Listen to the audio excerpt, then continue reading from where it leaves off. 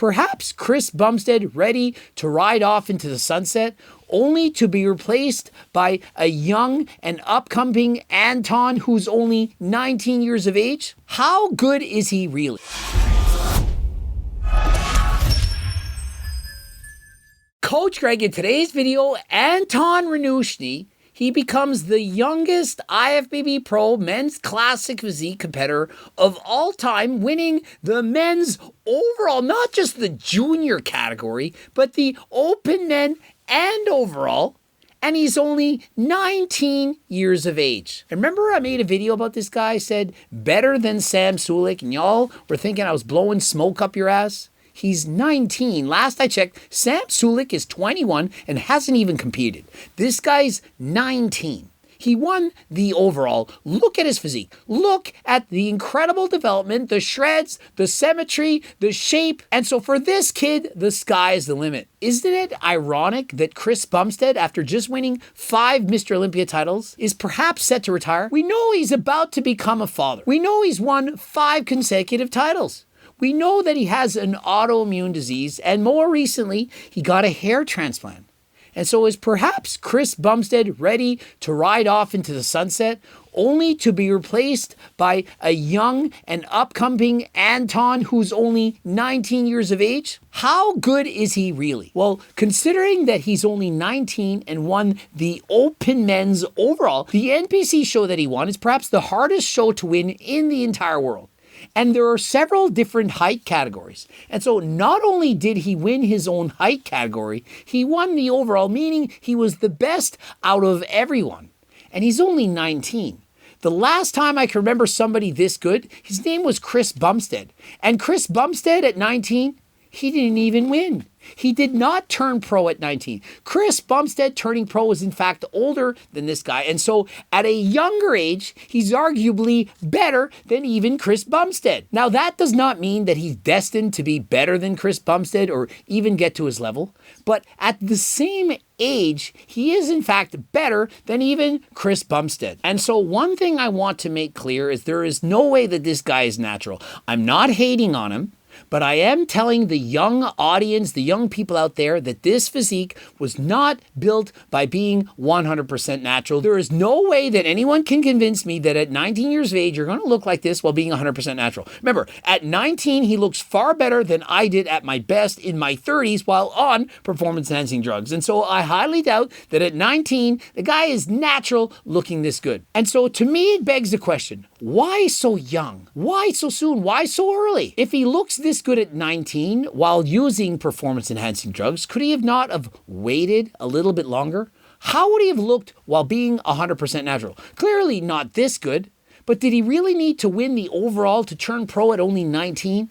Why are we in such a rush to get to the top at such an early age? Even Chris Bumstead did not win the Mr. Olympia until he was in his early 20s. And so at 19, why are we putting so much pressure on him? Why can't he simply live his life? Would it not have been a lot better for him to have trained natural the first few years, competed in a few shows while being 100% natural, entered natural drug-tested sporting competitions?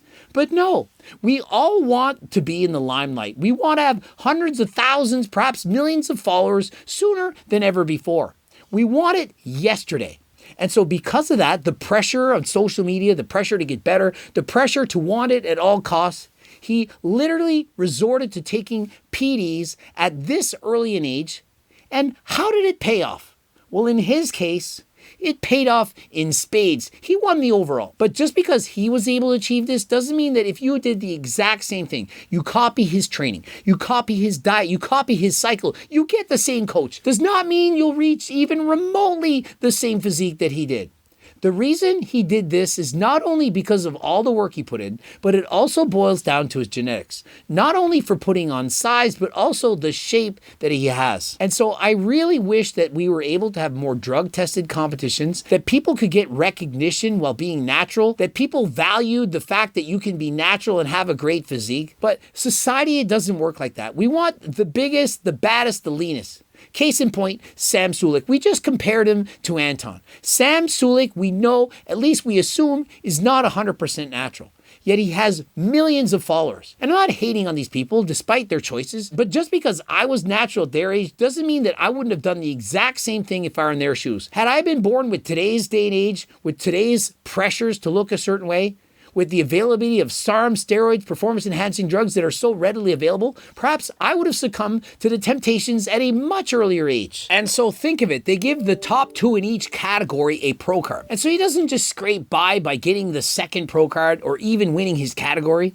He wins the overall, he's the best of the best. And so already, when you think about it, he's already beaten several pros. Everyone who placed in the top 2 in each category, for example, category A, B, C, D, E, they were all beaten by Anton. So my prediction is already he could enter a pro show and perhaps qualify for the Mr. Olympia. At 19! I mean, it doesn't even make sense. And so the question remains, why are we using so many PEDs? Whatever his cycle is, it could have been less. Did he really need to win the overall? Let's pretend he did very, very low doses. Let's say a beginner cycle. Let's say he did a total of 500 milligrams of injectables. I'm going to say which ones. And no orals. Nothing at all. A very small cycle considering he's a competitive bodybuilder. Why did he do that much? Why did he not do half? If he had done half of the drugs, do you not think he still would have looked good enough to perhaps place second in his category? Could have got the second pro card. Or why not do a quarter of the dose? Perhaps 150 milligrams, perhaps 140 milligrams, perhaps just HRT. Same dose as Coach Greg. Perhaps he was having low testosterone levels from being sub 5% body fat. Perhaps he goes on HRT. Obviously, I'm against it. He's only 19. But imagine he had done that and he placed third. Would third place at Nationals at 19 not be good enough? Oh, he wouldn't have got his pro card. Yeah, that's the point. The next year at age 20, he could have come back bigger and leaner than ever before and perhaps placed second or first. And then at age 20, perhaps 21, he then turns pro. And at this point, he then adds in more supplements and gets even bigger. Remember, once you turn pro, going from amateur to professional, they give you 10 extra additional pounds. And so amateurs are capped. Once they turn pro, they're allowed 10 extra pounds of muscle. Imagine if he had stayed natural and continued to compete year after year, 100% natural. He competed this year, 19 years of age, got 12th. 12th place, but being natural against people who are using performance-enhancing drugs. Next place, the next year comes back, get 8th. Next year, 5th. Then 4th, 3rd, 2nd. Imagine he turns pro while being natural. Perhaps he's 23 now, but he's 23 and 100% natural. But now that he's turned pro, he can add in 10 extra pounds. And so at this point, now that he's pro, now that he's been training for years, he then decides to go on steroids. At this point, he's made it his career decision. He knows what he loves. He's been training his entire life. And he wants to make it to the pro stage, and he wants to compete in the Mr. Olympia and perhaps win. He then goes on steroids, takes a very small dose, adds in 10 pounds of muscle. He then competes, perhaps wins a pro show, gets to the Olympia, makes 14th place. Then says, I'm going to take more. I'm going to take some harders. I'm going to add in some Anavar, some halotestin, take diuretics. I'm going to use anti-estrogens. I am going to get shredded. I'm going to come in 4% body fat. Last year's 5, none of that. I'm getting more shredded than ever before. And that year, he gets top 5. Then the next year, he adds even more. Perhaps he ups his doses, comes in at 3.5% body fat. It's unreal. And he wins. Would that not make more sense, or is it in fact the sooner the better? The best advice I can give you is to take the smallest dose that makes you happy. And if you're a teenager, you're going to make gains regardless. You still have newbie gains to be made. Why are you going to add in performance-enhancing drugs when you can very easily continue to put on muscle? Yeah, but he wants to be a Mr. Olympia. Yeah, but he wants to be the best. Yeah, so didn't I. I wanted to be the best, but why did I do 42 competitions 100% natural before taking steroids? I'll tell you what, because I was continuing to improve. And so the lowest dose that made me happy was nothing. I was improving by taking nothing. When I was 22, I added ephedrine for the first time. Wow, this is incredible. It's a stimulant. It can give me more energy. I can train hard in the gym. When I was a teenager, there wasn't even pre-workouts. I remember for the first time I took caffeine, I was around the age of 20. Caffeine. You guys are thinking, caffeine is nothing, but yet it made a big difference. I began to drink coffee. I remember going into a competition and calling the Nova Scotia Bodybuilding Association saying, Hey, is it okay if I drink coffee? Because I know there's caffeine in this. I don't want to fail the drug test, and so can I take caffeine? Nowadays, people aren't calling and saying, what can I take? They're taking everything and hoping for the best. They aren't even having drug-tested competitions. When's the last time you've seen a drug-tested competition? And so in my opinion, the solution to all this is to offer drug-tested competitions at the highest level. If it's not at the Mr. Olympia, it's not going to make a difference. The Mr. Olympia needs to offer a drug-tested category so that people who are natural can aspire to do something and make it to the top. If you're a young aesthetic man with an amazing physique such as Anton, you're going to look to the best of the best. And who is the best of the best? Chris Bumstead. And so you're going to compare yourself to him, even though you shouldn't compare yourself to other people. You want to be the best of best. You're looking at the best and you're thinking, Chris Bumstead, that is the golden standard. And so how is he going to get to that? If he's 100% natural, he knows he can't get there. And so he's saying, I have to do this. I need PEDs because this is my goal in life. But imagine if there was a drug-tested Mr. Olympia champion. Imagine they had a drug-tested Mr. Olympia.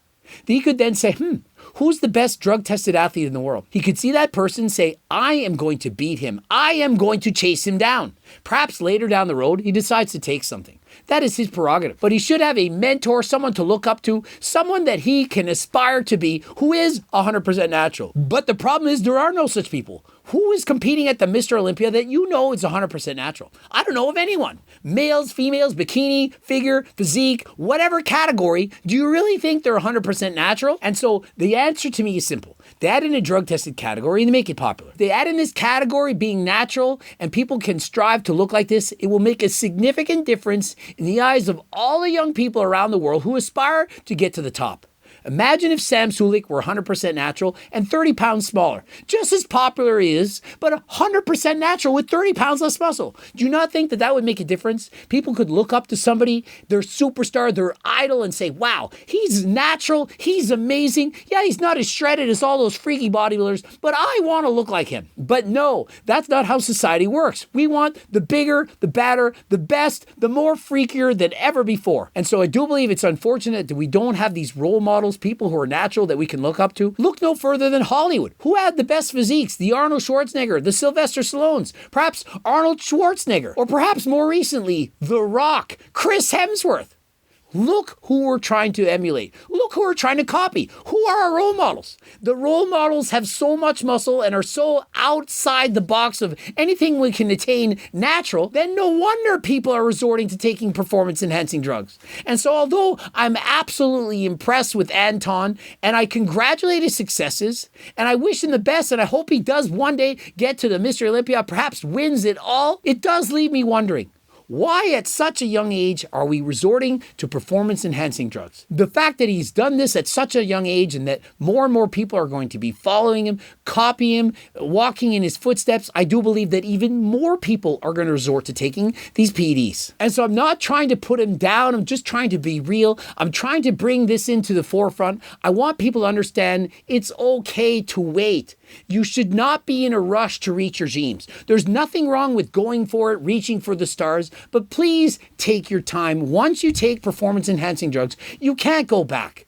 And do you really need to be in a rush? Would it have made any difference if Chris would have won his 5 Olympia titles from the age of 30 to 35 versus 25 to 30? How does it matter? There's no rush. You have your whole life ahead of you. You don't need to do this right now. Enjoy your time as a teen with newbie gains. Stay drug-free. Avoid taking supplements. You don't need them. Wait till you get older. And of course, when you get older, if you want to take supplements, I highly recommend my own brand. None of these things can cause a drug failure. It's 100% natural. Things like G-Test, Acti Builder, GO2 Max, creatine, protein powders, Seco bars. And if you are interested, don't forget to enter code Greg for 10% off. Subscribe, click the bell button, comment to boost the algorithm. And of course, you already know about the cookbooks, the Circle Diet Book, the training books. All this can be reached on my website, including the clothing line, as well as a free diet and training program. If you want to get that, head over to my website right now, click that link. Don't forget to add yourself to the newsletter subscriber list to be notified sooner than last time. And until next time, I am out.